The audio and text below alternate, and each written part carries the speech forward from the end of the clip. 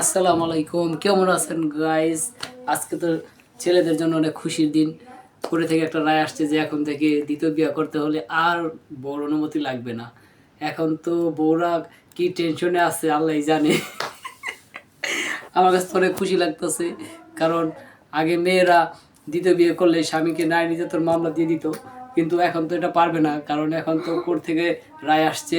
এখন হচ্ছে ছেলেরা ইচ্ছা করলে দ্বিতীয় বিয়ে করতে পারবে, বউকে জানানোর প্রয়োজন নাই। তো এর জন্য মেয়েদেরকে বলবো বেশি বেশি স্বামীকে ভালোবাসবা, ভালো না বাসলে কিন্তু দ্বিতীয় বউ ঘরে চলে আসবে। সাবধান, ঠিক আছে? স্বামীর সাথে কিন্তু অবহেলা করা যাবে না।